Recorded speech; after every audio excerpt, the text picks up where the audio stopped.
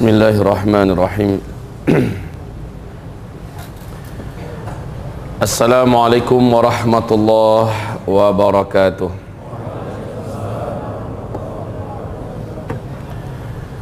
Alhamdulillah wassalatu wassalamu ala Rasulillah sallallahu alaihi wasallam. La haula wala quwwata illa billah. Allahumma la sahla illa ma ja'altahu sahla wa anta taj'alul hazana idza syi'ta sahla. Rabbi syrah li sadri wa yassir li amri wahlul 'uqdatam min lisani yafqahu qawli wa ba'du. Qala Allah subhanahu wa ta'ala fi muhkami tanzilihi ba'da al-'iyadhi billah minasyaitonir rajim. Ya ayyuhalladzina amanu ittaqullaha wa qulu qawlan sadida yuslih lakum a'malakum wa yaghfir lakum dhunubakum wa man yuti'illaha wa rasulahu faqad faza fawzan 'azima. Allahumma arhamna bil Qur'an wa sadaqallahul azim.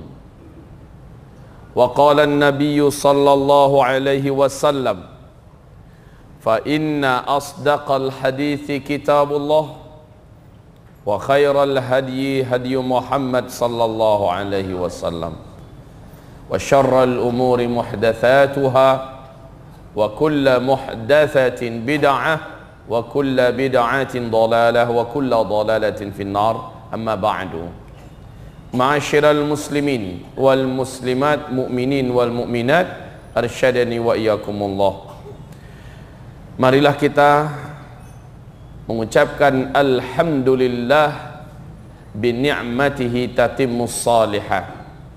Kemudian kita sampaikan salawat dan salam kita semua untuk kekasih Allah Muhammad Rasulullah sallallahu alaihi wasallam. Ini adalah pertemuan yang keempat. Kajian kita terhenti siang tadi waktu kita membahas masalah Dajjal. Kita telah menyampaikan bahwa seluruh nabi dan rasul yang Allah utus ke muka bumi seluruhnya mewanti-wanti kepada umat mereka masing-masing tentang Dajjal, agar mereka berlindung kepada Allah dan berhati-hati daripada Dajjal. Kekuatan Dajjal ini kaum muslimin bukan kekuatan sembarangan. Kekuatan yang dimilikinya, kemampuan sihir yang dikuasainya, dibantu didukung sepenuhnya oleh seluruh setan satu bumi, oleh seluruh jin-jin kafir satu bumi. Apakah jin udara, jin tanah, jin air, jin hutan, apakah jin melata atau jin terbang, seluruhnya memberikan dukungan sepenuhnya kepada Dajjal laknatullah alaih. Karena iblis laknatullah alaih menginstruksikan seluruh bangsa jin agar memberikan servis dan pelayanan maksimal kepada Dajjal laknatullah alaih. Dia adalah manusia biasa yang Allah panjangkan umurnya. Fisiknya telah kita uraikan seperti apa, pendek, tidaklah seperti kita, lebih pendek sedikit, tubuhnya gompal, rambutnya kribo, kedua bola matanya seperti mau lepas dari sarangnya, dan matanya sebelah kanan tertutup oleh daging keningnya yang meleleh, kulitnya berwarna putih pucat seperti mayat, dan ada bercak-bercak merah di beberapa titik daripada kulitnya. Kedua mata kakinya saling berjauhan. Kemampuan sihirnya bisa mendatangkan hujan kapanpun dia mau, dimanapun tempat dia suka.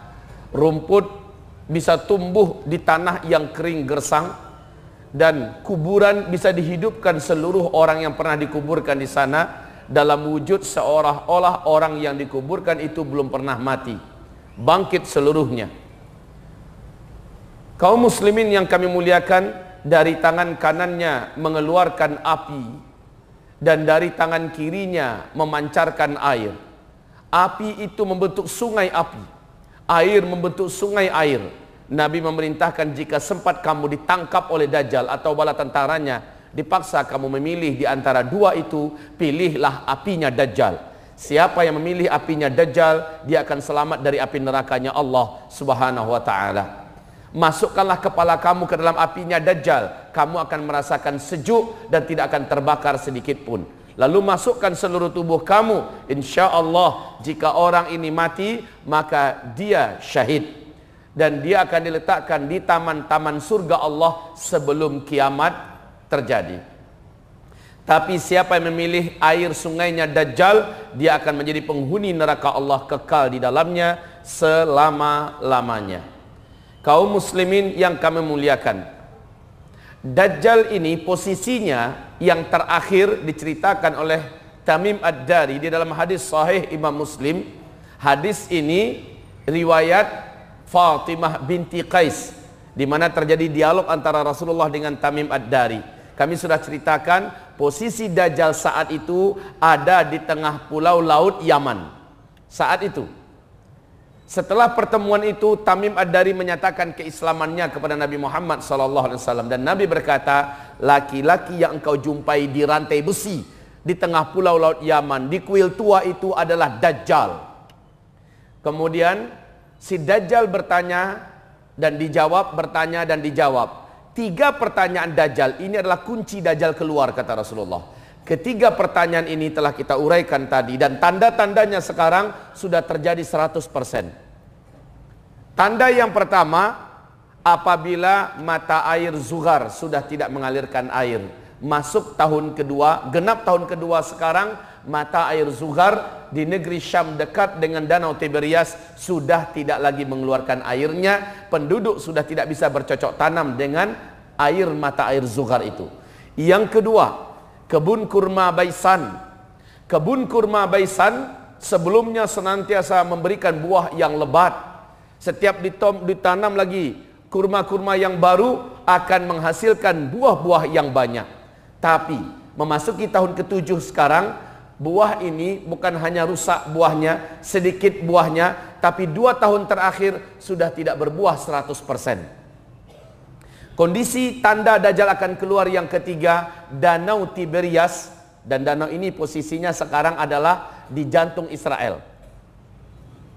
Tanah Palestina yang paling subur, yang dicaplok oleh bangsa kera dan babi ini adalah yang ada danaunya ini. Sumber kehidupan utama bangsa Yahudi adalah dari danau Tiberias, dan danau ini sejak bumi terbentang belum pernah berkurang airnya. Tapi Masya Allah, lihat, buka di YouTube, kami sudah sampaikan bahwa tahun 2012 pemerintah Israel telah mengumumkan kepanikannya secara nasional. Kenapa? Sumber air minum dan air untuk hidup bangsa Yahudi ini di Israel sejak 2003 sampai 2013 telah menyusut secara signifikan. Kedalaman air dari permukaan sampai dasar tidak begitu dalam, hanya 45 meter saja. Tetapi kaum muslimin yang kami muliakan, sejak 2003 sampai 2013 air danau ini terus menyusut sampai 16 meter. Masya Allah. Akhir 2015, air danau ini saking terus menyusutnya, permukaan yang paling menonjol dari danau, yaitu bagian tengah-tengah, sudah kelihatan seperti pulau kecil. Dan 6,5 bulan yang lalu, kondisi danau Tiberias sudah diumumkan oleh pemerintah Israel sudah melewati garis merah, masuk ke garis hitam. Black line, maknanya air danau ini sudah tidak bisa lagi dijadikan sebagai sumber hidup, apalagi untuk dikonsumsi oleh bangsa Yahudi di Israel. Mereka mengumumkan di televisi nasional mereka bahwa sumber kehidupan air yang diharapkan dan diandalkan oleh bangsa Yahudi ini ke depan adalah air laut yang mereka suling. Syekh Abdullah bin Abdul Aziz bin Baz saat diberitakan kepadanya oleh Syekh Mamduh tentang perkembangan Danau Tiberias, beliau menangis tidak tertahan-tahan, basah baju jubahnya, dan beliau berkata, hadza zamanu khurujid dajjal, sambil menangis. Inilah dia zamannya, zaman Dajjal itu akan lepas. Ma'adzanallah. Kaum muslimin, menjelang Dajjal keluar, kata Rasulullah sallallahu alaihi wasallam, umat manusia diliputi oleh kehidupan yang disebut dengan fitnah duhaima. Di mana posisi fitnah duhaima? Posisi fitnah duhaima ini sejak masuk fase keempat. Sejak masuk fase yang keempat, ini fase keempat, dan kita sedang ada di fase ini sekarang. Rasulullah bersabda, hadis ini riwayat Imam Ahmad, riwayat Abu Daud, riwayat Al-Hakim, riwayat At-Tirmidzi. Hadis ini sahih menurut syarat Imam Muslim. Kata Rasulullah sallallahu alaihi wasallam, menjelang Dajjal keluar, umat ini akan diuji oleh Allah dengan ujian yang disebut dengan fitnah duhaima. Fitnah duhaima jadi seperti ini. Ini adalah garis tanda besar kiamat yang kedua, yaitu Dajjal keluar. Ini dari sejak masuk fase keempat, manusia ditimpa oleh fitnah duhaima. Silakan penjelasan rinci tentang fitnah duhaima, rujuk ke dalam kitab. Intinya, umat Islam yang ingin kembali kepada Islam secara kafah di berbagai belahan bumi manapun, umat ini akan dituduh fundamentalis dan teroris. Lalu umat Islam digiring untuk memakai ideologi yang disebut dengan demokrasi. Fitnah ini akan berakhir, Dajjal keluar, berakhirlah fitnah tersebut. Kaum muslimin, fitnah duhaima ini dengan berbagai macam jenis fitnah-fitnah lain yang tumpang tindih menjadikan umat Nabi terbelah menjadi dua belahan saja. Rasulullah bersabda, umatku nanti menjelang Dajjal keluar akan yang qasim ila fustataini. Fustatu iman la nifaqa fi, fustatu nifaq la imana fi.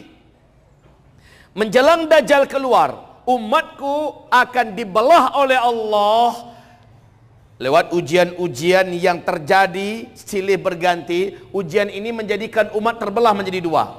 Fustatu iman la nifaqa fi, kelompok orang-orang yang mereka mukmin haqqan, tidak ada kemunafikan dan tidak ada orang munafik di dalam kelompok itu sedikit pun saja. Yang lain, fustatu nifaq la imana fih, kelompok munafik yang tidak ada keimanan dan tidak ada orang-orang beriman dalam kelompok itu. Di seluruh negara, di muka bumi ini, Allah akan berikan ujian-ujian. Lewat ujian itu orang-orang yang muslim akan terbelah menjadi dua, mukmin, munafik. Kalau di Indonesia, ujiannya dimulai dengan pelecehan terhadap Al-Quran. Lewat pelecehan terhadap Al-Quran ini, kemudian mulailah kelihatan umat Nabi terbelah menjadi dua belahan. Betul tidak? Terasa tidak? Kaum muslimin, yang mukmin benar-benar total di sini. Mereka mulai mengecilkan dan menepis perbedaan-perbedaan bendera, perbedaan kelompok, perbedaan organisasi, perbedaan mazhab dan sebagainya. Melebur dalam sebuah kepentingan membela kehormatan kitabullah, membela kehormatan para ulama, membela kehormatan Islam ini dan nasib bangsa ini. Bukan hanya di Indonesia loh, tapi agenda ini sedang berjalan di seluruh dunia. Naiknya Donald Trump saat ini di Amerika juga sedang ada terjadi proses penyaringan dari Allah, mukmin haqqan dan munafik haqqan. Subhanallah, ini menjelang Dajjal keluar. Kaum muslimin, proses ini sedang berjalan. Jangan dipikir yang sudah ada di pihak mukmin haqqan ini akan selalu di situ. Enggak, diuji lagi dengan ujian. Lihat nanti surah Al-Baqarah ayat 214. Ujian ini menjadikan orang-orang yang mungkin saja agak lulus sebentar, ternyata saking beratnya mereka berjatuhan. Akhirnya ada yang murtad. Fase keempat, fase terbanyak umat Nabi Muhammad murtad. Ma'adzanallah, ma'adzanallah, berlindunglah kepada Allah. Puncak fitnah itu adalah Dajjal keluar. Ini dia puncak fitnah. Baik, kaum muslimin, hamba-hamba Allah yang kami muliakan,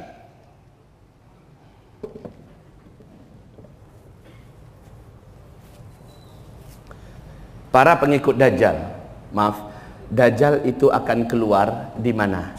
Sekarang di mana posisi Dajjal? Tahu nggak? Ada yang tahu di mana posisi Dajjal sekarang? Kalau ada yang tahu posisi Dajjal di mana sekarang, sudah banyak orang minta tanda tangannya. Sudah banyak orang minta selfiean dengan dia. Dajjal, ibarat Allah, tidaklah akan keluar kecuali Israel lenyap dari peta muka bumi ini. Dajjal tidaklah akan keluar kecuali Amerika hancur dan eksistensi Amerika sudah tidak ada lagi. Dan Rasulullah bersumpah, demi Allah, kamu di akhir zaman akan berperang dengan peperangan-peperangan besar. Allah akan menangkan kamu dalam peperangan itu. Akhir dari peperangan itu Dajjal akan lepas. Pertama, kamu akan berperang melawan Hijaz. Kamu akan taklukkan Hijaz. Hijaz adalah Mekah atau Madinah, Mekah dan Madinah. Lalu Najd, lalu seluruh jazirah Arab ditaklukkan. Kemudian kamu akan berperang melawan musuh di sebelah timur, Iran, Rusia, Cina, blok timur seluruhnya. Saat itu kamu berperang, kamu bersekutu dengan Rum, yaitu Amerika dan Eropa. Mereka dikalahkan dengan pertolongan Allah Subhanahu wa taala. Lalu Amerika, Eropa, Romawi ini mengatakan ini adalah kemenangan salib. Perkataan itu terjadi di negeri Syam, di Syria. Maka umat Islam marah dengan ucapan ini, apalagi yang dikibarkan adalah bendera salib. Maka terjadilah perang yang disebut dengan Malhamah Al-Kubra. Malhamah Al-Kubra. InsyaAllah pembahasan besok tentang Al-Mahdi saya akan uraikan ini. Di Malhamah Al-Kubra terjadinya di A'maq dan Dabiq, yang suatu daerah disebut dengan Ghutah, ya, di daerah Damaskus, Syria. Ini peperangan terakhir. Saat dikalahkan, peperangan hanya terjadi 4 hari.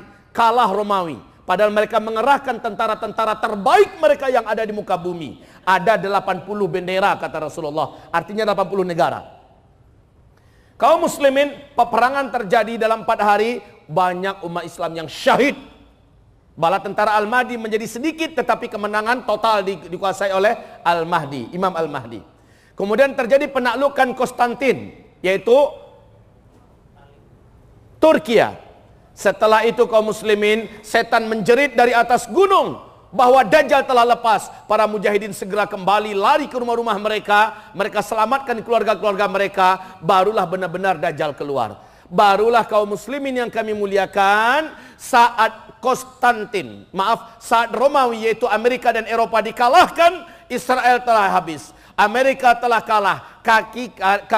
Tangan kanannya buntung, tangan kirinya buntung, kakinya putus. Maknanya Israel habis, Amerika sudah tidak ada. Pijakan Dajjal di muka bumi sebagai kaki tangannya selama ini sudah tumbang seluruhnya. Dajjal keluar dalam keadaan kemarahan yang sangat. Tahukah tuan-tuan semua di manakah Dajjal akan keluar? Rasulullah bersabda, Dajjal akan keluar nanti dari sebuah kota yang disebut dengan Asfahan. Di mana Asfahan ini? Di Irak? Iran. Asfahan adanya di Iran. Dan Masya Allah, tuan-tuan yang kami muliakan, ibu-ibu yang kami hormati, ketahuilah Asfahan berada di Iran. Dan Asfahan adalah sebuah kota yang diisi seluruhnya oleh komunitas Yahudi. Dan Rasulullah bersabda, kemunculan Dajjal di Asfahan didampingi, disambut oleh 70.000 lelaki Yahudi yang paling kuat, paling pekat agama Yahudinya. Dan mereka menggunakan jubah kehormatan, jubah keagamaan Yahudi dengan senjata pedang-pedang terbaik pada masa itu, kata Rasulullah. Semoga Bapak mengikuti perkembangan. Di majalah Asy-Syarqil Awsat, majalah Timur Tengah, Pak, diberitakan bahwa di Asfahan hari ini telah standby 70.000 lelaki dengan jubah khusus agama Yahudi. dan telah siap senjata-senjata terbaik dari senjata manual, pedang terbaik dari besi-besi terbaik sudah siap dan ada di tangan mereka. Agama Yahudi hari ini sangat yakin ini adalah tahun-tahun di mana Dajjal akan keluar dan memimpin mereka. Menurut keyakinan Yahudi, Dajjal akan menaklukkan seluruh dunia. Ini pula yang diyakini oleh Dajjal waktu dia berkata kepada Tamim Ad-Dari, ketika saya lepas nanti, maka saya akan taklukkan seluruh kota-kota di muka bumi. Tapi kekuasaannya tidak lama, Pak. Kenapa? Dajjal terakhir dia akan mengepung Al-Mahdi. Al-Mahdi tidak berkutik. Orang-orang yang beriman, para mujahidin, laki-laki dan wanita juga tidak mampu melawan. Mereka terkepung. Dalam keadaan terkepung itulah Allah turunkan tanda besar kiamat yang ketiga. Nabi Isa turun dari langit, diantarkan oleh 2 orang malaikat di waktu subuh, tepatnya di masjid yang ada menara putihnya. Al-Hafiz Ibnu Katsir, para ulama Ahlus Sunnah mengatakan turunnya Nabi Isa itu yang ada menara putihnya di Damaskus. Masjid ini adalah Masjid Jami' Amawi dan masjid itu ada sekarang. Kaum muslimin yang kami muliakan, jadi kemunculan Dajjal nanti di mana? Asfahan, Iran. Selanjutnya kaum muslimin yang kami muliakan, siapakah calon-calon pengikut Dajjal ini? Allah telah menyiapkan calon-calon itu sebelum Dajjalnya muncul. Dan saya merasa takjub luar biasa. Kenapa? Seperti sedang terjadi skenario yang maha sempurna dari langit. Menjelang Dajjal muncul, Pak, kelompok-kelompok besar di muka bumi yang akan menjadi para pengikut dan pembela Dajjal sudah mulai dipersiapkan oleh Allah. Secara alami terjadinya. Siapa? Satu yang akan mengikuti, yang akan membela, yang akan menjadi para penyembah-penyembah Dajjal. Satu, seluruh orang Yahudi di muka bumi. Yang kedua, seluruh setan dari bangsa jin. Ini akan menjadi pengikut Dajjal laknatullah alaih dan siap membela Dajjal, siap membantu Dajjal. Bapak sanggup bayangkan? Satu orang saja kalau sempat didampingi oleh 10.000 setan saja, Pak, kekuatan orang ini sudah sangat menakjubkan, betul tidak? Bagaimana kalau setan satu bumi mengikutinya, membelanya? Yang ketiga, pengikut para Dajjal adalah seluruh ahli syahwat dari seks menyimpang. Para kaum LGBT. Dan itu sekarang di berbagai negara sudah mulai dilegal formalkan, betul tidak? Dilindungi oleh undang-undang, Masya Allah. Kayak dipersiapkan oleh Allah Subhanahu wa Ta'ala suasana menjelang Dajjal keluar. Kemudian yang keempat, umat Nabi Muhammad yang pencinta syahwat. Pencinta syahwat. Suka berzina kesana kemari, suka dugem kesana kemari, suka melakukan maksiat ini, meninggalkan sholat, menelantarkan puasa dan segala macamnya. Maka para ahli maksiat ini, pemakan-pemakan riba, dan tidak mau ditegur, tidak mau dinasehati, mereka ini nanti ketika Dajjal keluar akan menjadi pengikut Dajjal. Ma'adzanallah. Yang kelima, pengikut Dajjal, kaum wanita. Kaum wanita. Makanya pesan Nabi yang tadi setelah kami sampaikan, pesan Nabi Muhammad, jika kamu dengar Dajjal sudah sampai ke kota kamu, pastikan istri kamu, pastikan anak-anak gadis kamu, saudari-saudari perempuan kamu, siapapun yang wanita dari muslimah, ambil mereka, tangkap mereka, masukkan ke dalam rumah. Ikatlah tangan-tangan mereka, ikatlah kaki-kaki mereka. Kenapa? Para wanita di akhir zaman iman mereka rapuh serapuh-rapuhnya. Apalagi kondisi lapar yang sudah bertahun-tahun, haus yang sudah sangat menyiksa. Dan Dajjal datang dengan kekuatan magicnya, dengan hipnotisnya, dengan sihirnya. Di mana kota dia masuk, dia sebarkan sihirnya, dia sebarkan magicnya, dia sebarkan hipnotisnya. Dia punya daya tarik magnet yang sangat dahsyat. Kaum muslimin yang kami muliakan, ini yang kelima, para wanita. Ibu-ibu, mohon ibu menyimak dengan sebaik-baiknya. Rasulullah perintahkan kita semua dan bawa anak-anak kita sekalian, Pak. Dajjal pasti akan sampai ke kota Banjarmasin. Dajjal pasti akan sampai ke kota Banjarmasin. Tidak ada satu kota pun di muka bumi ini yang tidak akan dimasuki oleh Dajjal. Kaum muslimin, Rasulullah mengatakan agar kamu selamat dari Dajjal, lakukan 6 hal berikut.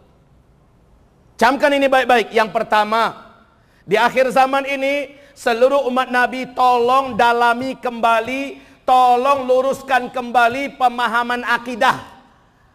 Belajarlah tauhid yang sahih, tauhid yang diajarkan Nabi Muhammad SAW dan para sahabatnya. Pastikan seluruh kita belajar lagi akidah yang benar, akidah Ahlus Sunnah wal Jamaah.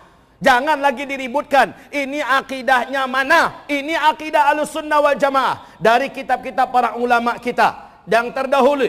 Kaum muslimin belajar.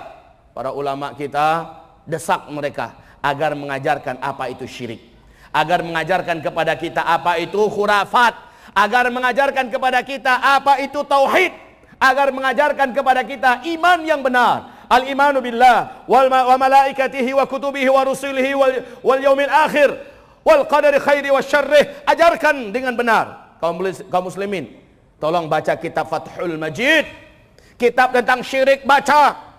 Sebaiknya didamping oleh para alim ulama kita yang benar, karena kitab ini adalah kitab induk tentang masalah syirik. Ibarat belajar. Yang kedua, seluruh umat Nabi, kata Nabi, yang selamat di akhir zaman adalah orang-orang Islam dari umatku yang hidupnya dalam Islam benar-benar fanatik habis dengan Al-Quran dan Sunnah. Fanatik habis. Ini ada dalilnya, ini ayatnya. Ini ada dalilnya, ini hadisnya. Selama ada ayatnya, ada hadisnya, dan ulama ijma di atas itu, dia fanatik. Nggak peduli apa kata orang, tidak peduli apa cibiran orang, tidak peduli apapun resiko. Inilah jalan yang harus diambil oleh umat Nabi di akhir zaman. Mereka-mereka inilah yang lulus tes iman, yang akrab dan nempel, fanatik dengan Al-Quran dan Sunnah Nabi Muhammad SAW. Yang ketiga, Nabi perintahkan kalau Dajjal nanti keluar, maka umat Nabi yang mampu hijrah cepat lari dan hijrahlah ke Mekah atau ke Madinah, karena dua kota inilah yang tidak akan bisa dimasuki oleh Dajjal. Yang keempat, Nabi mengatakan SAW, setiap umatnya sebelum tutup solatnya, sebelum Assalamualaikum warahmatullahi wabarakatuh, sebelum Assalamualaikum, setelah tahiyat akhir, baca doa perlindungan dari Dajjal. Sudah hafal? Yang belum hafal tolong angkat tangan. Yang belum hafal, saya akan bunyikan contoh doanya apa. Yang belum hafal jangan malu, Pak. Orang yang angkat tangan berarti punya niat untuk ingin menghafal, betul tidak? Angkat tangan yang belum hafal. Wow, ternyata cukup banyak. Jangan malu, Pak, karena bukan Bapak sendiri yang banyak nggak hafal, ya. Banyak yang belum hafal dari umat Nabi Muhammad. Apa itu doanya? Sama-sama ikuti saya. Allahumma inni a'udzubika min azabil qabri wa min azabin nar wa min fitnatil mahya wal mamat wa min fitnati al masihid dajjal. Allahumma inni a'udzubika min azabil qabri wa min azabin nar wa min fitnatil mahya wal mamat wa min fitnatil masihid dajjal. Yang belum hafal, rujuk di kitab zikir akhir zaman. Itu doa-doa andalan akhir zaman dituntunkan oleh Nabi kepada kita. Tolong dibaca, Pak, ya. Dibaca. Baca itu sebelum Assalamualaikum, sebelum Assalamualaikum. Oke, ini yang keempat. Yang kelima, cara supaya selamat dari Dajjal. Nabi memerintahkan agar setiap umatnya, khususnya yang hidup di akhir zaman, agar menghafal surat Al-Kahfi 10 ayat pertama saja, atau 10 ayat penutup dari surat Al-Kahfi. Dihafal, lalu setelah itu dibaca, jadikan dia selancar kita membaca Al-Fatihah. Siapa yang sudah hafal? Yang sudah hafal, Masya Allah. 1, 2, 3, 4. Dari sekian ribu orang yang hadir malam ini, yang sudah hafal 10 ayat pertama dari surat Al-Kahfi siapa? Inna lillahi wa inna ilaihi raji'un. Ya muslimun Banjarmasin, ya muslimat Banjarmasin, ihfazu asyara ayat min suratil kahfi. Hafalkanlah 10 ayat dari surat Al-Kahfi. Apa kelebihannya? Nabi mengatakan, surat Al-Kahfi jika dihafal oleh umat Nabi Muhammad, Dajjal keluar, Dajjal tidak akan berhasil melihatnya. Dajjal tidak akan mampu menemukannya. Dia mengeluarkan cahaya. Kalau ternyata dia ketangkap oleh bala tentara Dajjal, sihir Dajjal tidak akan tembus kepada orang yang hafal 10 ayat dari surat Al-Kahfi. Jangan main-main, Pak. Sekarang buat program agar setiap bapak dan ibu satu keluarga katakan pada keluarga kita, nak, istriku, seluruh kita dalam 1 bulan ini atau 2 bulan ini wajib sudah hafal 10 ayat dari surat Al-Kahfi. Begitu, Pak. Yang keenam yang harus dilakukan ibarat Allah, Rasulullah mengatakan, ya kayak tadi yang saya sampaikan, jika kamu mendengar Dajjal sudah masuk ke kota kamu, maka larilah kamu segera ke dalam rumah. Ini perintah Nabi ya. Larilah kamu segera ke dalam rumah. Pastikan istri kamu, wanita-wanita kamu sudah di dalam rumah. Tutup pintu rapat-rapat, tutup jendela rapat-rapat. Kemudian selama di dalam rumah itu bacakan surat Al-Kahfi dari ayat pertama sampai akhir tamat. Dalam rumah itu bacakan surat Al-Kahfi. Insya Allah rumah itu tidak akan mampu ditemukan oleh Dajjal, tidak pula oleh bala tentara Dajjal. Nggak nampak, Pak. Pilihannya kenapa Ustadz surat Al-Kahfi? Apa nggak bisa surat Yasin?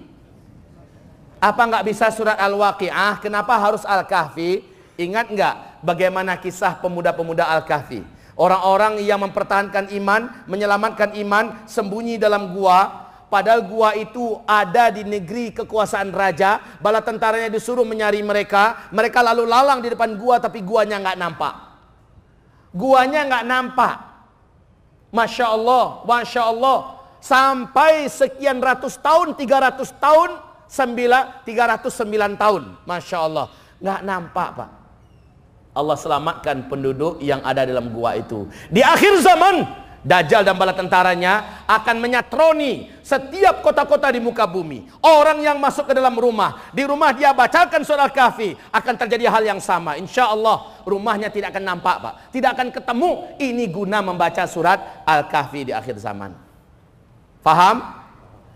Kaum muslimin, ada kondisi terakhir. Jika kamu ternyata, kalau kata orang Malaysia, terserempak. Kalau bahasa Indonesianya apa ya? Kepergok apa namanya? Langsung berpapasan dengan Dajjal dan bala tentaranya. Maka perintah Rasulullah SAW agar kamu tidak dikuasai oleh sihir Dajjal, agar kamu tidak ditaklukkan oleh Dajjal, segera jangan tatap wajah Dajjal, bahkan fisiknya ya. Alihkan wajah kamu ke bumi atau kemana, bacalah 10 ayat yang kamu hafal dari surah Al-Kahfi itu. Baca, Pak. Kalaupun kita ditangkapnya, kalaupun kita disiksanya, insya Allah kita dibuat oleh Allah tenang ketika itu. Fisik kita juga dibuat oleh Allah kuat. Kalau kita dibunuhnya kita syahid, dan kita tidak akan murtad, kita tidak akan menyembah Dajjal. Ini keutamaan hafal 10 ayat dari surat Al-Kahfi. Jangan sampai di situ Dajjal muncul, ketemu, tunggu Om Dajjal, buka Al-Quran dulu. Nggak sempat, Pak. Sudah terlebih dahulu masuk sihirnya Dajjal. Sudah dulu masuk hipnotisnya Dajjal yang menjadikan kita dikuasainya. Pulang dari sini punya azam, kita punya tekad. Insya Allah Isya masuk ya. Kita sholat Isya dulu. Lepas Isya kita lanjutkan lagi dan buka diskusi. Alhamdulillah, wassalatu wassalamu ala Rasulillah sallallahu alaihi wasallam. Ma'asyiral muslimin, hamba-hamba Allah yang kami muliakan. Mungkin timbul pertanyaan di dalam benak masing-masing kita. Di zaman Nabi, Dajjal itu kan diceritakan adanya di tengah laut Pulau Yaman. Kenapa nanti munculnya di kota Asfahan di Iran?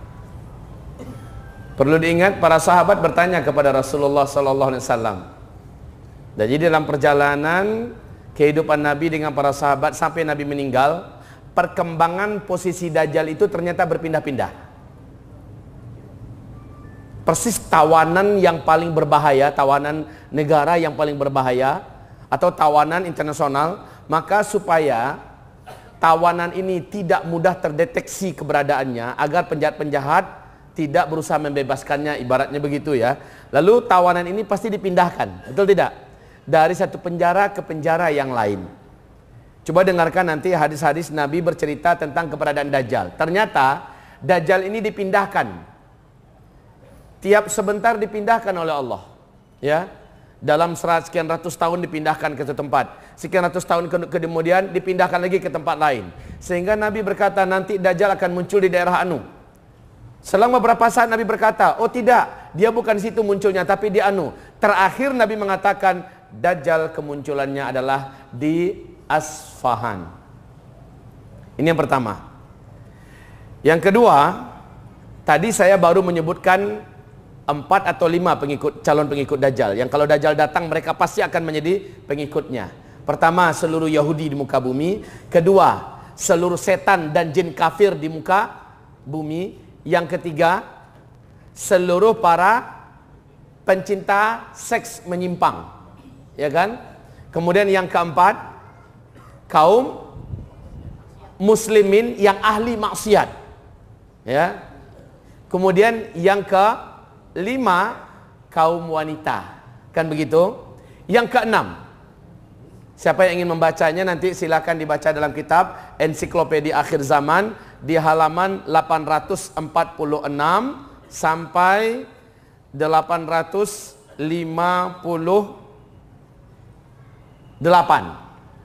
Di sini dijelaskan dalil-dalil para pengikut Dajjal siapa-siapa saja. Yang keenam adalah para ahli sihir, para dukun, paranormal, para ahli kekuatan magic dan segala macamnya, para penuntut ilmu-ilmu hitam. Ini seluruhnya ketika Dajjal keluar akan menuhankan Dajjal.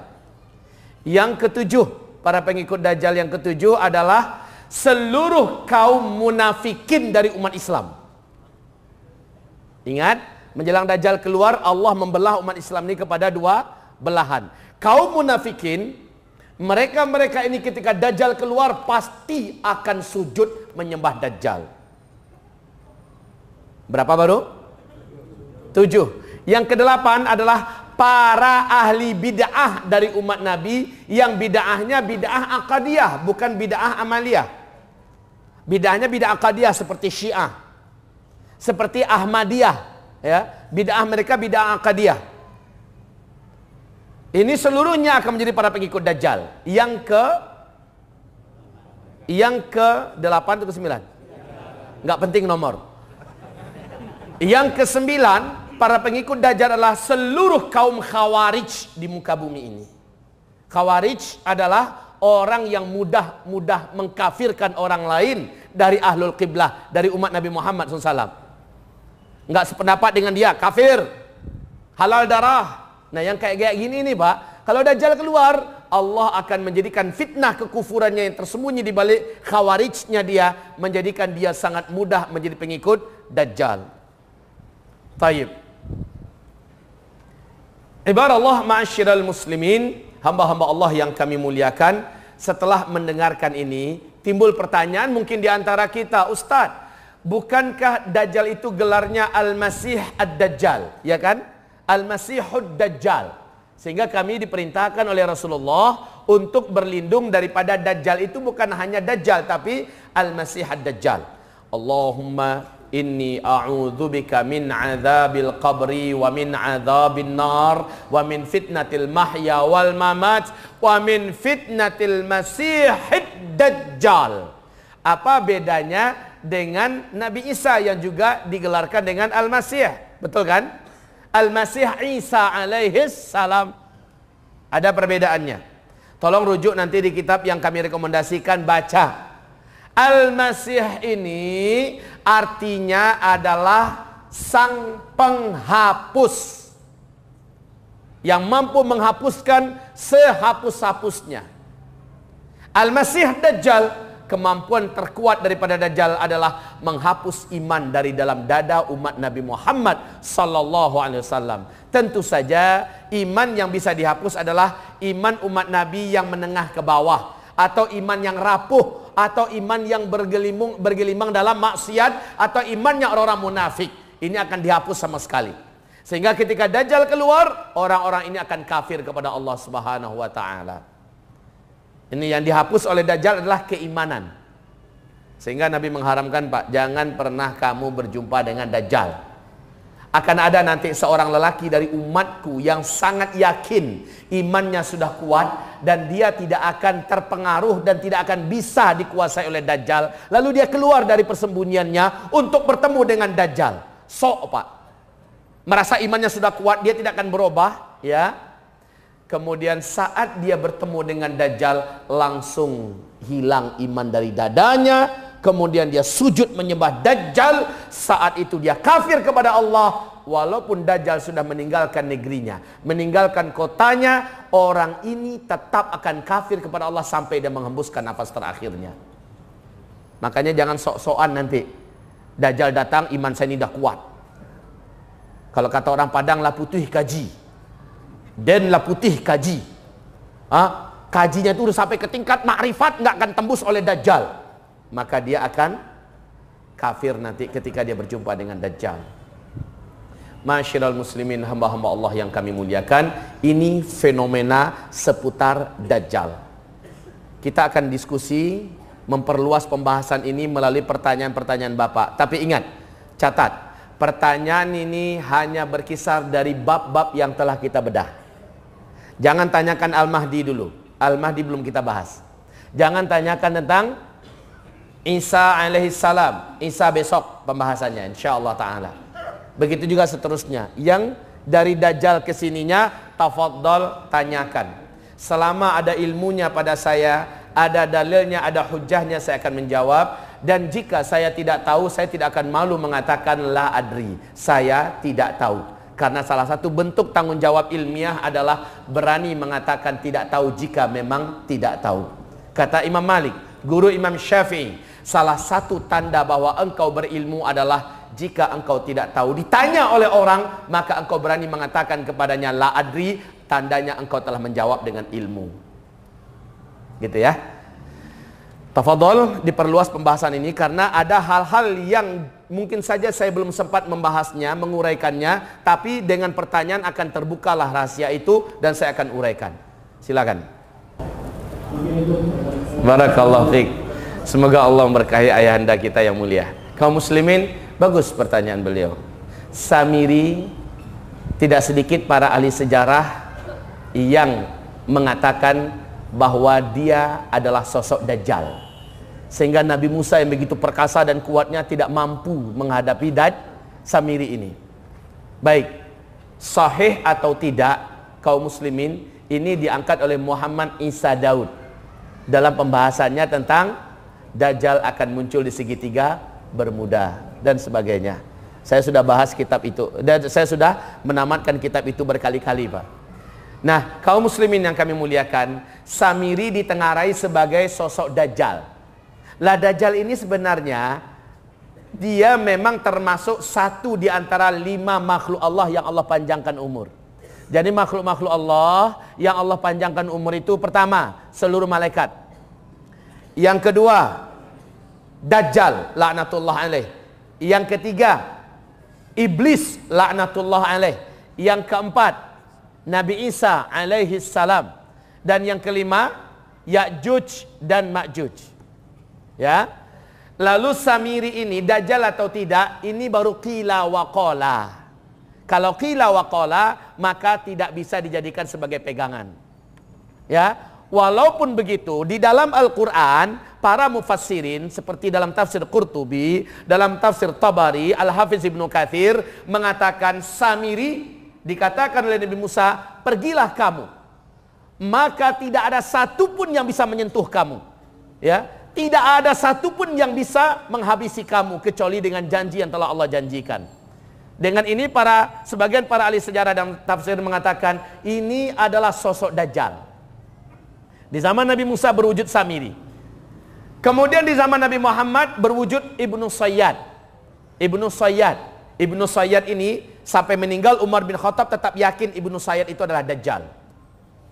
Ibnu Sayyad ini, Pak, ciri-cirinya baik fisik, kemampuannya hampir mirip dengan Dajjal. Apalagi dia berpindah dari satu pohon kurma ke pohon kurma yang lain dengan kecepatan kelebatan, Pak. sangat cepat berkelebatnya. Dan ini adalah ciri kemampuan Dajjal. Samping fisiknya mirip, sehingga Umar menghunus pedangnya. Ya Rasulullah, i'dzanli. Umar kan gitu gayanya, Pak. Langsung terhunus pedangnya. Ya Rasulullah, kasih izin saya. Mau ngapain, kata Nabi? Saya mau penggal itu kepala Ibnu Sayyad. Saya yakin dia Dajjal. Apa kata Rasulullah? Ya Umar, jika itu benar-benar Dajjal, bukan kamu orang yang sanggup menghabisinya. Kalau itu bukan Dajjal, apa gunanya buat kamu bunuh orang? Selesai. Sampai Umar meninggal, Abu Dzar Al-Ghifari, Bunda Aisyah, Abdullah bin Mas'ud, bahkan termasuk Bunda Sofiyah, para sahabat-sahabat sepakat mengatakan dia adalah Dajjal. Lalu berarti udah lepas, Pak Ustadz. Udah lepas itu. Diuraikan dengan sangat tajam di kitab ini. Makanya saya katakan, kitab yang kami rekomendasikan kepada kaum muslimin memberikan penguraian yang sangat memuaskan secara ilmiah. Di sini dijelaskan bahwa Ibnu Sayyad, dia adalah salah satu di antara kaki tangan yang dilepaskan untuk mencari, bergentayangan, mencari informasi kelemahan-kelemahan umat, dan bagaimana menyebarkan fitnah di tengah umat. Sementara yang Dajjalnya tidak akan muncul kecuali di akhir zaman. Dalam keadaan sudah lumpuh kaki tangannya. Kaki tangannya adalah Israel, Amerika. Ini kaki tangan Dajjal. Amerika tumbang. Sekarang Pak, Amerika alhamdulillah di bawah kepemimpinan Donald Trump. Katakan alhamdulillah. Donald Trump ini akan mengantarkan kehancuran Amerika Serikat, insyaallah ta'ala. Amerika Serikat itu Pak, secara ekonomi sudah semaput. Negara terhutang terbesar nomor 1 di dunia itu adalah Amerika. Sekarang dia memaksakan diri untuk memperkuat peperangan kembali melawan Islam dan umat Islam. Kita ucapkan alhamdulillah, berarti dia memperdalam kuburannya, mempercepat kematiannya. Terjawab beberapa pertanyaan yang besar selama ini dalam kepala saya. Nabi berkata, kamu akan melakukan perjanjian damai dengan Romawi, lalu kamu akan memerangi musuh bersama di sebelah timur. Yang sebelah timur ini adalah Iran, Rusia, Cina, India, Vietnam, Korea dan lain-lainnya. Itu blok timur, Pak. Mereka secara militer, secara kekuatan hegemoni timur sudah mulai berpadu menyatu untuk menguasai Islam, khususnya Timur Tengah. Sementara Amerika Serikat sebagai blok barat, sumber kehidupan mereka adalah Timur Tengah dan negeri-negeri Islam. Mereka tidak akan bisa hidup kecuali mempertahankan ini tetap untuk mereka. Lah Timur sudah hampir menguasai mereka, kayak Indonesia. Indonesia hampir dikuasai Cina, tidak? Betul tidak? Freeport sudah mulai akan diambil alih oleh Cina, tidak? Iya, kaum muslimin. Ini menyebabkan Amerika berang. Amerika marah, tapi Amerika tahu bukan lawannya Cina saat ini, bukan lawannya Rusia saat ini. Mereka sedang sekarat. Naiknya Donald Trump makin gila, perang kepada Islam sudah betul-betul diumumkannya. War on Islam, kaum muslimin. Dan ini kita syukuri. Setelah itu saya baca hadis ini, kamu akan melakukan perjanjian damai dengan Rum, yaitu Amerika, Eropa.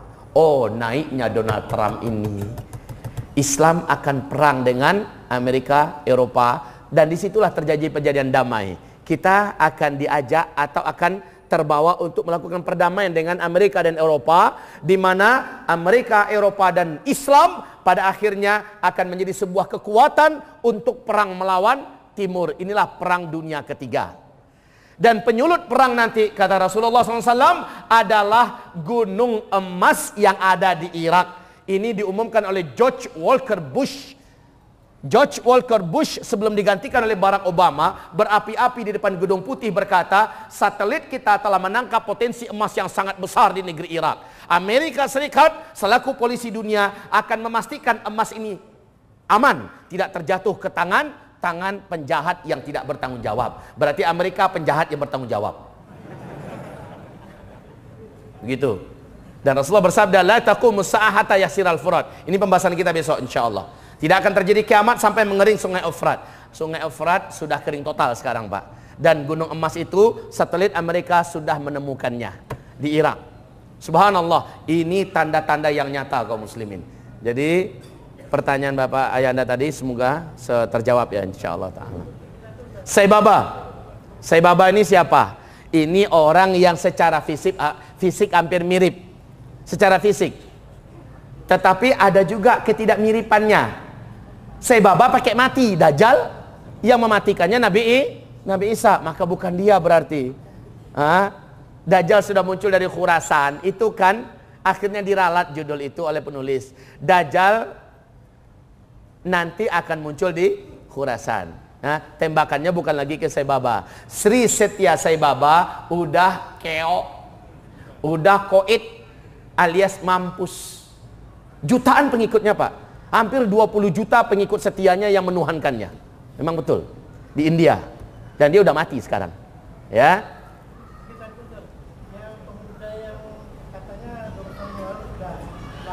Bukan 2 tahun yang lalu ayah anda, 2004. Siang tadi sudah saya uraikan ini. 2004, ada di YouTube. Ada YouTube wawancara dengan tokoh masyarakat Palestina oleh TV-TV Arab. Yang saya tonton langsung adalah TV Arab Qatar TV. 2004. Ya, seandainya berita ini sahih dan benar, bukan rekayasa dari orang-orang yang ingin mengambil keuntungan dari berita, seandainya benar, maka umur anak itu sekarang laki-laki itu sudah 13 tahun, memasuki usia remaja. Padahal dia nanti akan dibunuh oleh Dajjal di usia remaja. Berarti memang sangat dekat Dajjal itu akan lepas. Na'udzubillah. Tapi jika itu bohong, maka 3 tanda alam yang tadi itu tidak bisa dibohong-bohongi. Ya. Hadza yaumul khalas, kata Rasulullah. Ini Nabi jelaskan ketika Dajjal naik ke atas bukit. Ke atas bukit di luar kota Madinah, di mana bukit itu disebut dengan bukit atau Jabal Bukit Garam. Para ulama sana mengatakan Bukit Dajjal atau Jabal Qabishah. Kaum muslimin di atas bukit itu hari ini sudah dibangun kerajaan Arab Saudi untuk kota Madinah. Jadi di Arab Saudi itu Pak, setiap kota-kota dibangunkan istana khusus di atas bukit. Anehnya pilihan untuk kota Madinah tepat di atas bukit Dajjal. Ya, Dajjal naik ke atas menunjuk ke arah Masjid Nabawi. Apa berkata? Itu adalah istana putihnya si Ahmad. Itu adalah istana putihnya si Ahmad. 3 kali. Itu adalah istana putihnya si Ahmad.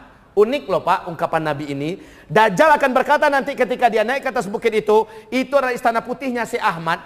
Kondisi Nabi melafazkan kalimat itu di saat Masjid Nabawi tanahnya, lantainya masih tanah, tiangnya masih tiang-tiang kurma, bahkan belum didinding, atapnya saja masih pelepah kurma dan daun-daun kurma. Mana ada istana kayak gitu bentuknya. Nah, kondisi Masjid Nabawi mirip istana itu bukannya sekarang bentuknya. Sekarang ini mirip dengan bentuk istana, betul tidak? Nah, dari atas bukit itu Dajjal berkata, itu adalah istana putihnya si Ahmad. Masya Allah, kondisinya sekarang Dajjal menunjuk ke istana Nabawi itu, Masjid Nabawi itu adalah istana sekarang kondisinya Pak. Itu. Kemudian kata Rasulullah, Dajjal menghentakkan kakinya 3 kali di atas bukit itu. Salah satu kemampuan dan kesaktian Dajjal, ya. Hentakan 3 kali ini menimbulkan gempa yang dahsyat satu kota Madinah. Dan orang-orang kota Madinah tahu ini adalah kekuatan Dajjal. Kata Rasulullah, pada saat itu orang-orang munafik keluar dari rumah-rumah mereka. Orang-orang musyrik di kota Madinah keluar dari rumah-rumah mereka. Mereka yakin jika tidak bergabung dengan Dajjal, mereka akan mampus. Mereka akan celaka. Maka mereka lari meninggalkan kota Madinah, bergabung dengan Dajjal. Hari itu, hadza yaumul khalas, kata Rasulullah. Ini adalah hari Madinah bersih dari orang-orang munafik, dari orang-orang musyrik. Jadi akibat hantaman kaki Dajjal 3 kali. Kelas. Pertanyaan yang pertama tentang masalah wanita. Wanita kayak yang mana? Wanita seperti apa yang menjadi pengikut Dajjal? Mari dengarkan hadis berikut ini dari Abdullah ibnu Umar radhiyallahu anhu. Hadis ini diriwayatkan oleh Imam Ahmad dalam Musnad al-Mukatsirin. Minas Sahabah, hadis nomor 5352, ya. Hadis ini oleh Imam At-Tabrani dinyatakan sebagai hadis yang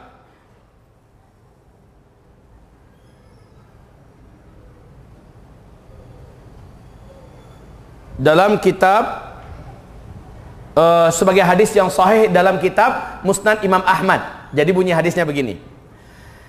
Yanzilud Dajjal fi hadhihi sabhati bi Maraqqanah, ya. Dajjal nanti akan tinggal di tanah yang berair di Mariqanah. Fayakunu aktsara man yakhruju ilaihi an-nisa. Fayakunu aktsara man yakhruju ilaihi an-nisa. Maka adalah yang paling banyak keluar menjemput Dajjal, menyongsong Dajjal. Ketika Dajjal keluar, ketika Dajjal datang, dari umat manusia ini adalah kaum wanita. Kaum wanita. Wanita ini kan di zaman sekarang saja, Pak, yang paling rapuh punya pertahanan iman itu wanita apa bukan? Ada aja sedikit yang gak aneh langsung takjub, langsung kagum, langsung mengikut habis. Kayak yang siapa yang banyak bisa membanyakkan uang itu. Bahkan selevel cendekiawan pun ya, wanita ikut-ikutan membela. Masya Allah. Itu baru kemampuan sekecil itu udah kayak gitu wanita-wanita kita. Apalagi Dajjal dengan kemampuan yang sangat menakjubkan. Lanjut hadisnya.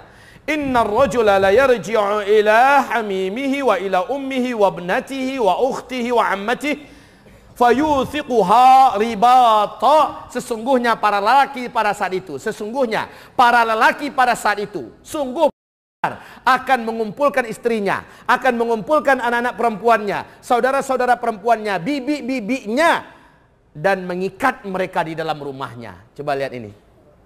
Ini salah satu riwayat dari Nabi Muhammad sallallahu alaihi wasallam. Makhafatan an takhruja ilaih. Khawatir para wanita ini keluar meninggalkan rumah untuk ketemu dengan Dajjal di tengah pusat kota. Di hadis yang lain Nabi berkata, sesungguhnya Dajjal akan masuki suatu kota dan akan tetap di tengah kota itu. Nanti kamu-kamu yang ada di kampung-kampung, yang ada di lembah-lembah, yang ada di gunung-gunung, yang ada di gua-gua, yang ada di bukit-bukit, akan turun meninggalkan persembunyiannya menuju ke tengah kota di mana Dajjal situ berada. Dan saat itu mereka melihat Dajjal, mereka akan sujud menyembah Dajjal. Jadi jangan pikir, Ustaz yang di kampung-kampung Dajjal apa nggak datangi? Sibuk amat Dajjal. Sampai ke kampung-kampung segala. Enggak, Dajjal hanya tahu nangguk di tempat yang ramai itu ya kota. Kalau kita ibaratnya menangguk ikan, Pak, tentu kita tangguk di mana yang paling banyak ikannya, ya kan? Yang sikit-sikit itu datangkan saja pemancingnya. Nah, pemancing itulah yang menyebabkan ikan itu akan berdatangan. Gitu. Selesai pertanyaannya. Jadi wanita macam mana? Seluruh wanita. Makanya wanita muslimah kita dari sekarang start untuk melindungi diri dengan cara-cara yang sudah diajarkan Nabi tadi. Dari sekarang ya ibu-ibu ya, doa yang banyak pada Allah agar ibu-ibu kami, karena yang paling banyak peluang bertemu dengan Dajjal adalah kaum ibu-ibu. Kita yang laki-laki lebih dulu kayaknya banyak yang syahid. Menjelang Dajjal keluar, kaum laki-laki terlebih dahulu banyak yang syahid. Sebab Al-Mahdi sudah keluar terlebih dahulu sebelum Dajjal, dan kita diperintahkan bergabung dengan Al-Mahdi. Betul tidak? Seluruh dunia umat Islam akan dihadapkan kepada peperangan-peperangan yang sangat berat dan hebat, termasuk di Indonesia. Indonesia pasti akan perang. Indonesia pasti akan perang dan seluruh dunia. Dan saat itu yang maju ke depan para lelaki-lelaki muslim insyaallah taala. Disinilah akan banyak. Bapak masih lihat? Bapak masih lihat bagaimana Nabi mengatakan di fase kelima. Di fase kelima, jumlah lelaki tersisa 1 dibandingkan 50 wanita. Fase kelima, fase-fase aman, khilafah sudah tegak. Ini menandakan di penghujung fase keempat, menjelang Dajjal keluar, sangat banyak terjadi peperangan. Lah dalam perang yang biasanya ikut perang siapa? Laki-laki. Besok kita akan uraikan. Ini kan ada space kosong nih. Mungkin Bapak bertanya, buat apa space begitu banyak dikosongin? Besok kita isi ini, Pak. Kita uraikan ini. Intinya sangat banyak angka kematian kaum laki-laki. Jadi yang tersisa hidup saat Dajjal keluar, mayoritasnya adalah kaum wanita. Ya Allah, lindungilah istri-istri kita ya Rabb. Lindungilah anak-anak gadis kami ya Rabb. Lindungilah sesaudari muslimah kami ya Rabb. Selanjutnya pertanyaan saudara kita tadi tentang masalah Syiah itu sudah final. Tolong dibaca dalam kitab Mausu'atul Ijma' oleh Syekh Sa'di Abu Jaib, ensiklopedi ijma tentang Syiah, ya, apalagi Syiah Itsna Asyariyah. Syiah yang ada di Iran sekarang adalah Syiah Itsna Asyariyah atau Syiah Rafidhah, ya. Ini seluruhnya adalah sama. Seluruh ahlus sunnah wal jamaah sepakat mengatakan Syiah bukan Islam. Syiah di luar Islam. Jadi bukan furu'iyah. Yang mengatakan furu'iyah itu jangan-jangan orangnya tasyayyu'. Tasyayyu' tahu? Pura-pura muslim tapi membela Syiah. Pura-pura muslim berarti dia adalah Syiah atau dia minim pengetahuannya tentang Syiah. Kaum muslimin. Dulu Habib Rizik masih membela-bela Syiah, mengatakan Syiah itu terbagi kepada sekian. Dan Syiah itu ada Syiah Zaidiyah. Syiah yang paling dekat dengan Ahlus Sunnah wal Jamaah. Beliau sama sekali tidak menyinggung ketika ada kebrutalan-kebrutalan Syiah dalam sejarah, kejahatan Syiah yang ada di Syria dan kejahatan Syiah yang ada di Indonesia, serta biadabnya akidah Syiah mencaci maki para sahabat. Pada akhirnya beliau masih menyembunyikan, sehingga banyak ulama-ulama kita se-Indonesia meragukan siapa sebenarnya Habib Rizik ini. Termasuk saya. Saya sampai-sampai mengatakan pada sosok Habib Rizik ada tasyayyu'. Ada tasyayyu', pembelaan dan menyelamatkan Syiah. Tapi kaum muslimin, baru-baru ini saya mendengarkan ceramahnya berapi-api tentang Syiah Iran, Syiah yang masuk ke Indonesia, bahwa mereka adalah para penjahat akidah. Tegas Habib Rizik mengatakan, kurang ngajar Syiah ini. Mereka berani mencaci maki para sahabat. Siapa mereka? Apa jasa mereka dan sebagainya. Mendengarkan itu, selesai menyimaknya, saya minta ampun pada Allah Subhanahu wa taala. Langsung saya umumkan di mana-mana pengajian saya cabut kata-kata lama saya tentang Habib Rizik. Maka saya katakan dia adalah ulama Ahlus Sunnah wal Jamaah. Dia adalah ulama kita. Dia adalah salah satu di antara pemimpin umat Islam dalam segi keulamaannya. Baik, selesai. Maka dengan ini kalau ada yang dengarkan ceramah lama saya tentang Habib Rizik, saya mencabut dan saya katakan saya mencintainya karena Allah. Ini sudah tidak lagi dikriminalisasi tentang bendera tauhid. Ya, apalagi ada seorang anggota dewan di pusat yang malah membela habis-habisan tentang kemuliaan kalimat tauhid ada di bendera tauhid, ada di bendera merah putih, ya. Akhirnya mayoritas seluruh yang ada di dalam DPR ikut bersamanya membela bendera merah putih yang ada kalimat la ilaha illallah itu. Selesai sebenarnya, nggak ada lagi kriminalisasinya. Kalau nggak sempat baca malam, subuh juga bisa, pagi juga bisa, sebelum Jumat Pak, sebelum Jumat. Dan ada yang mengatakan pokoknya sampai habis hari Jumat juga bisa. Jadi ini sebenarnya nggak usah dikhilafiahkan. Tetapi yang paling kuat, hadisnya paling jelas itu malam, Kamis malam Jumat. Nggak sempat besok baca. Assalamualaikum warahmatullahi wabarakatuh. Waalaikumsalam warahmatullahi wabarakatuh. Bagaimana caranya Dajjal itu bisa keluar dari tahanan tadi? Dan doa apa yang dibacanya? Mohon penjelasan Ustaz.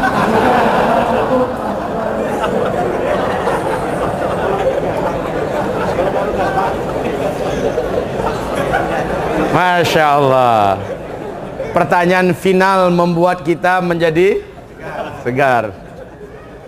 Jawabannya adalah, ya, kan pertanyaannya bagaimana cara Dajjal bisa keluar? Kemudian apa yang dibacanya kok bisa lepas? Kan gitu kan? Siapa tahu bacaan Dajjalnya dibaca oleh para tawanan dalam penjara kan? Saya lepas juga.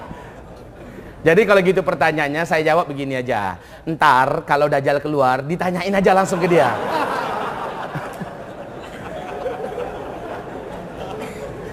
Ini masalah perkara gaib. Kalau ada dalilnya kita menjawab dengan dalil. Kalau nggak ada dalilnya maka jawabnya juga seloroh, ya. Baik, terima kasih. Jazakallah khair. Ya. Pertanyaan tadi kira-kira menutup perjumpaan kita hari ini. Secara pribadi aja. Untuk pertanyaan yang lain silakan dicatat dan disimpan untuk besok kabinet. Besok pembahasan kita penting tentang Al-Mahdi. Ini akan memimpin umat Islam di akhir zaman. Seluk beluk Al-Mahdi, apa yang kita lakukan ketika dia sudah muncul, ini penting sekali. Masalahnya kita ada di Indonesia, ya. Maka kaum muslimin usahakan Bapak berjuang, Ibu berjuang, jangan pernah putus dalam pembahasan ini. Jangan pernah putus. Satu lagi, ada ketok palu di akhir yang ini menjadikan Bapak Ibu mengambil hikmah yang sangat kuat, positif sekali, energi yang maksimal untuk menjadi seorang abidullah yang sempurna. Makanya jangan Bapak pernah putus mendengarkan pembahasan ini. Ya, kalau putus saya khawatir keluar dari sini udah lemes, Pak. Menghadapi masa depan itu sudah nggak bergairah lagi. Ah, udah mau kiamat. Kan gitu. Ini yang saya tidak mau. Saya maunya timbul energi, Pak. Ngejos Bapak hidup setelah dengarkan uraian ini. Semangatnya luar biasa, khususnya menjadi seorang hamba Allah, khususnya untuk berjuang untuk agama Allah. Jadi dengarkan ini secara berkesinambungan ya sampai selesai besok malam. Ya, baik demikian saja. Tafadhol. Satu lagi. Kitab ini pembahasan besok siang harus dibawa. Yang punya kitab harus dibawa pembahasan tabligh akbar besok siang.